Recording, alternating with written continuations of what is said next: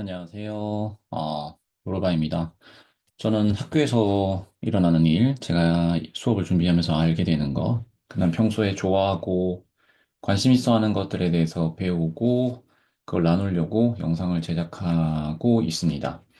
음, 그래서 그런 뭐 영어랄까, 학교 이야기, 아니면 자전거 타고 커피 마시는 것까지 제가 올리는 영상이 재미있다 하시면 라이크와 구독을 눌러주시면 제가 앞으로 영상을 계속 제작하는데 큰 힘이 될 거라고 생각합니다. 오늘은 그 제목을 이렇게 잡아봤어요. 교무부장의 컴퓨터 폴더 정리법이라고 잡아봤습니다. 저는 꽤 긴 시간 동안 어떻게 파일을 관리할 것이냐 이런 데 관심이 많았고 기록과 관련해서도 되게 관심을 가지고 있었습니다.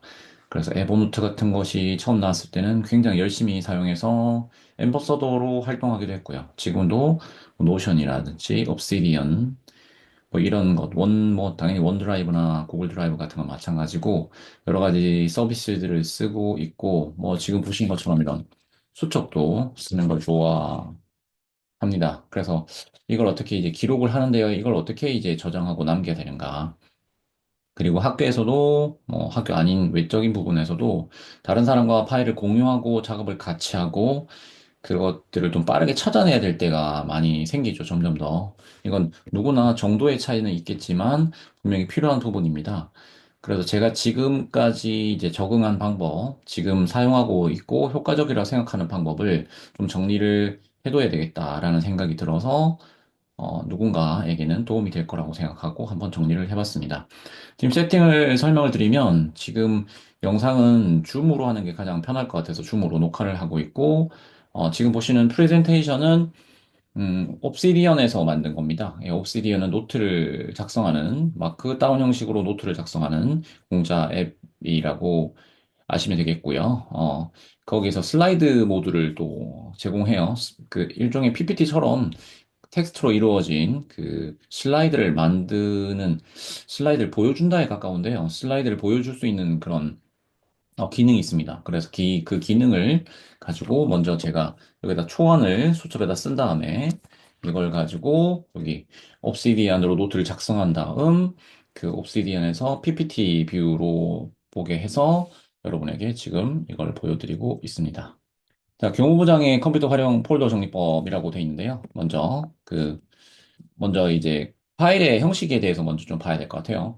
우리가 물리적인 파일이 있고 디지털 파일이 있습니다. 물리적인 파일이라고 하면은 요런 노트라 할까? 아니면 학교에서 생산하는 다양한 그 종이 문서들 이런 것들이 되겠죠. 아니면 여러분이 갖고 있는 어떤 물건 같은 것들도 일종의 파일이라고 생각하면 됩니다. 그리고 왜냐면 내가 정리하고 필요할 때 찾아서 써야 되니까. 그렇죠.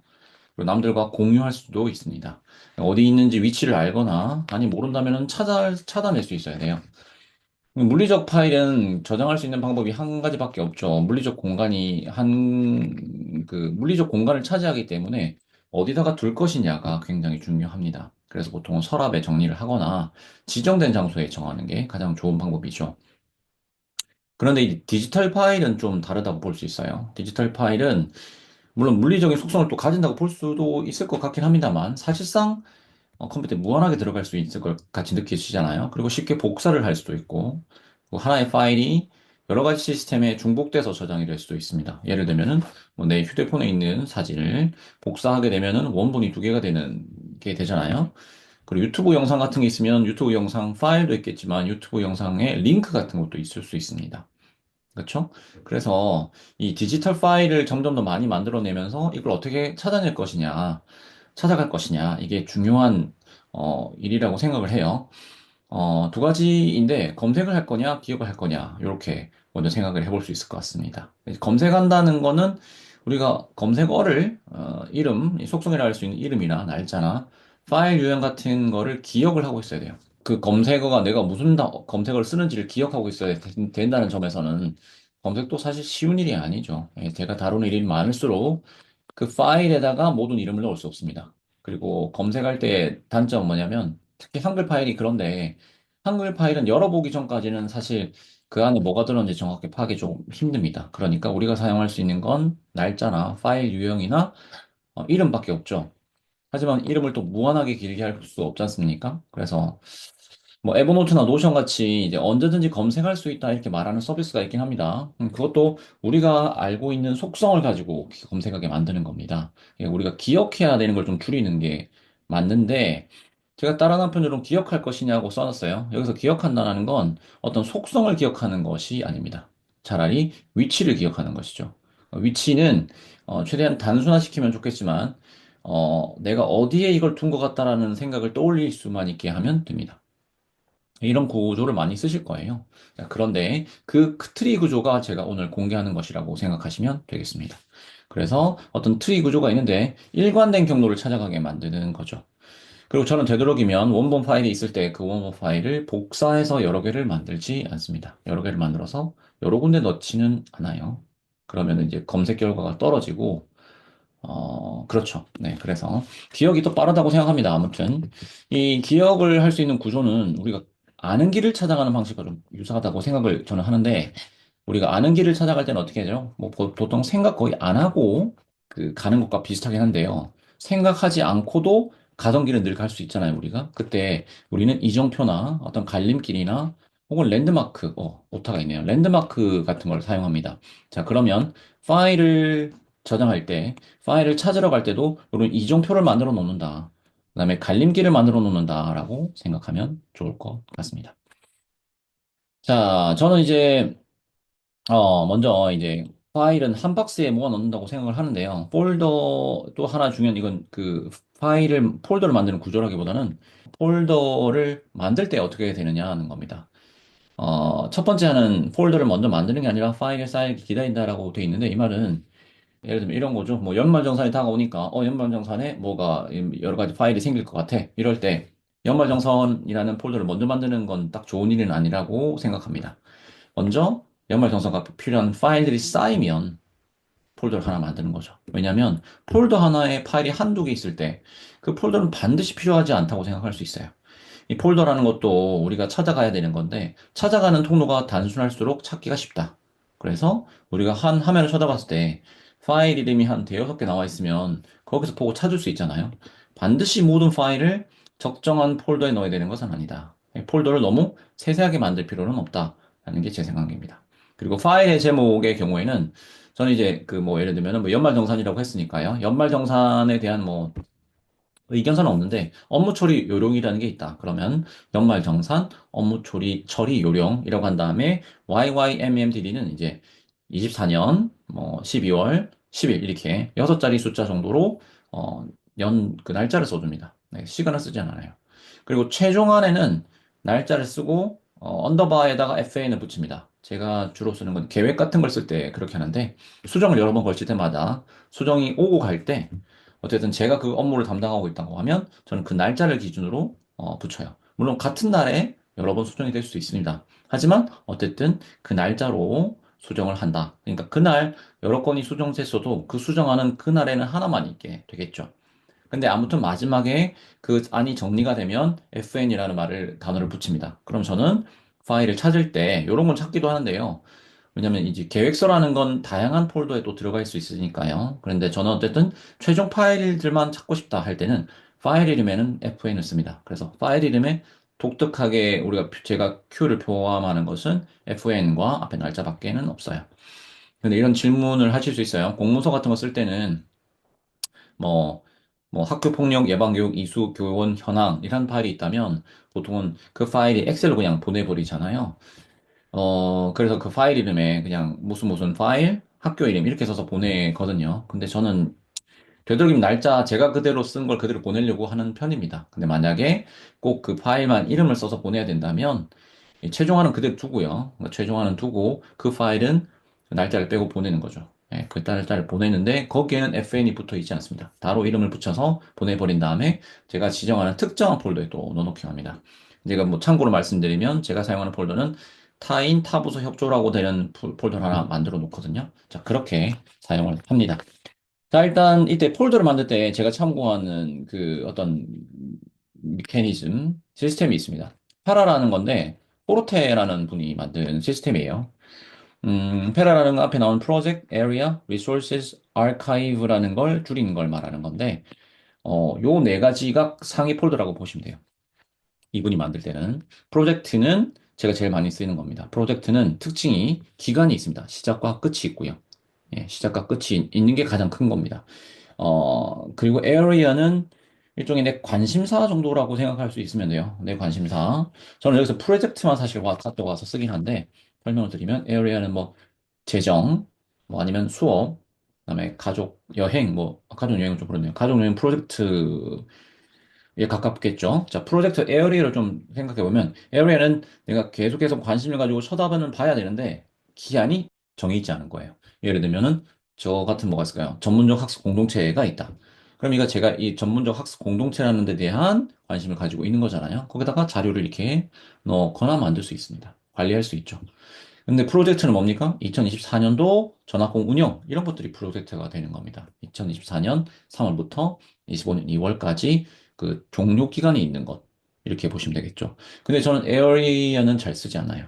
리소시즈도 전 잘 쓰지 않는데 리소시즈는 그냥 여러 가지 자원이라고 보시면 돼요. 그러니까 내가 언젠가 참고할 것 같아라고 생각하는 자원들을 때려 넣는 걸 말합니다.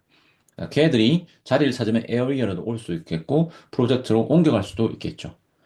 자, 마지막 아카이브는 끝난 프로젝트를 모아놓는 곳이라고 생각하면 됩니다. 저는 이렇게 사용하지는 않습니다만, 참고하시면 될 것 같고, 그 유튜브에 페라라고 검색하면 우리나라 분들도 벌써 이 영상을 만들어서 페라 기법에 대해 설명한 분들이 있습니다. 관심 있으시면 그걸 참고하시면 되겠는데, 저는 여기서 프로젝트라는 해당 영역만 제가 폴더에서 사용하고 있습니다. 자, 최상위 폴더는요, 보통은 하나를 만들어 둡니다. 그러니까 여러분도 2024년도가 지나면 2025년도로 만드실 거지 않습니까? 그 최상위 폴더는 보통 연도로 쓰고요.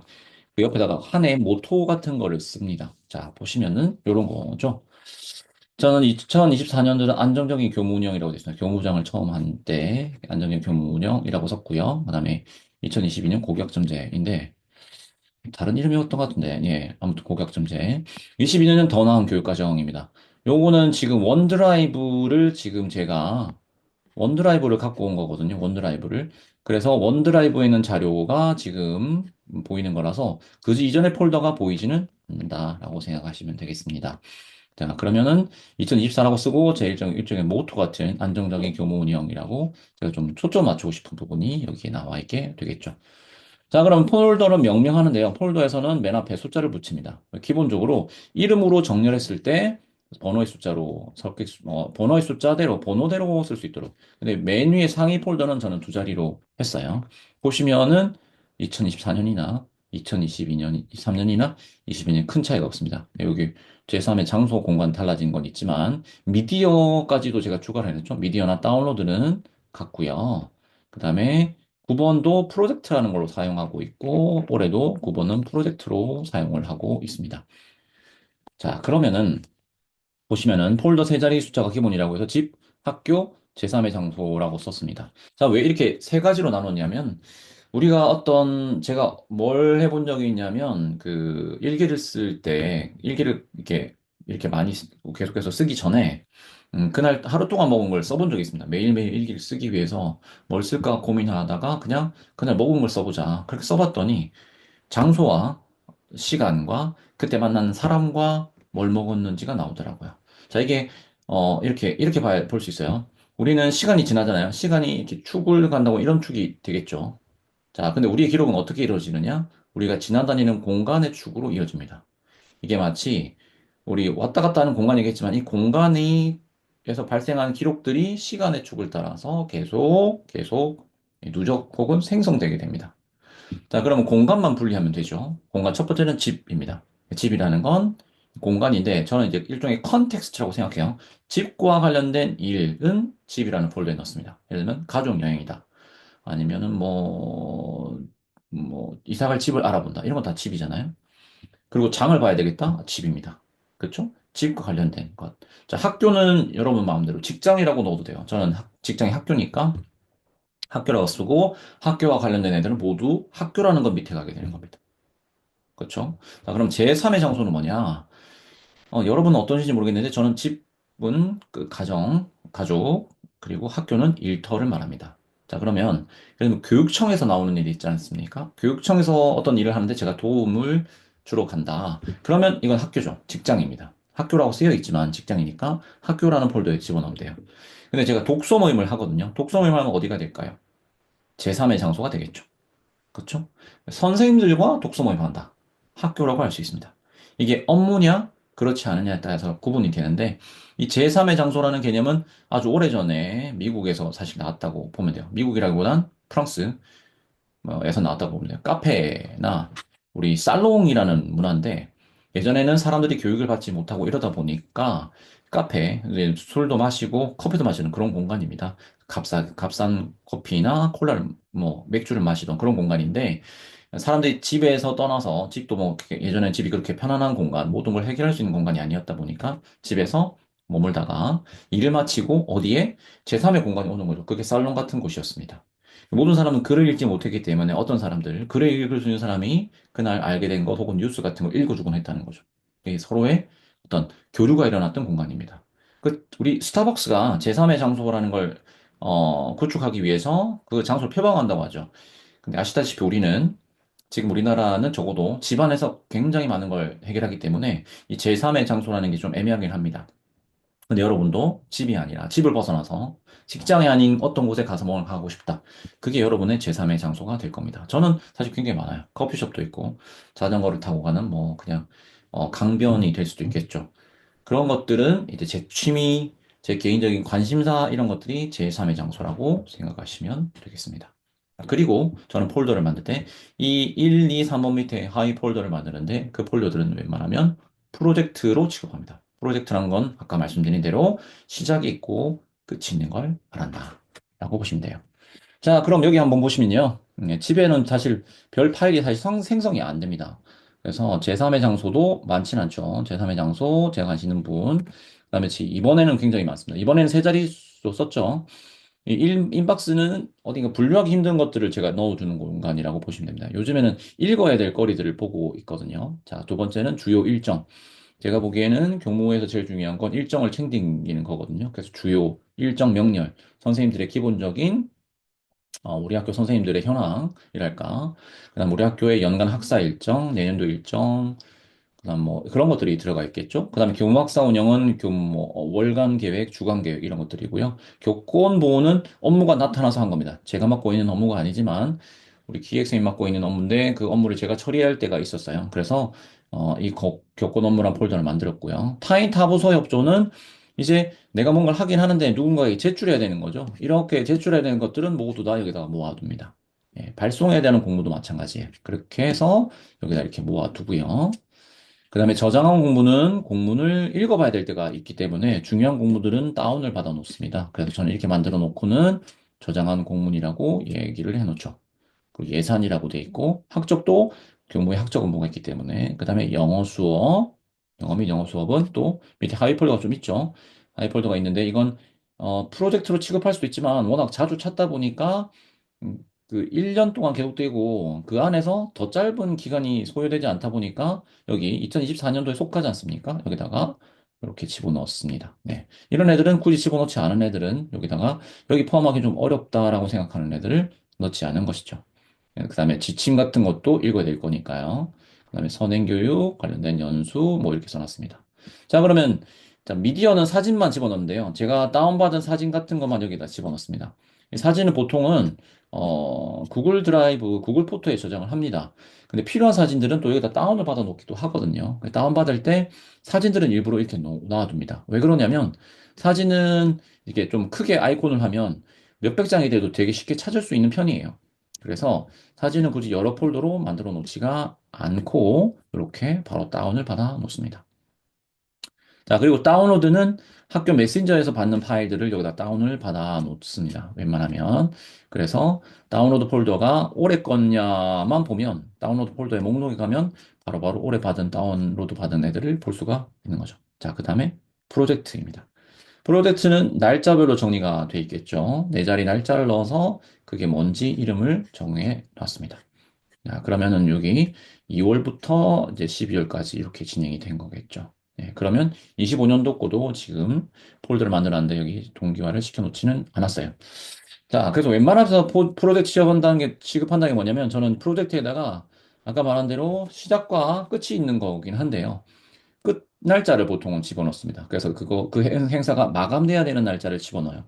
15년 새학년 말이다. 그러면은 작년도 거 파일을 집어넣고요. 올해 거 파일을 생성하기 시작합니다. 이런 경우에도 2월 19일에 만든 그날 필요한 것들을 여기다 다 집어 넣는다고 보시면 되겠죠.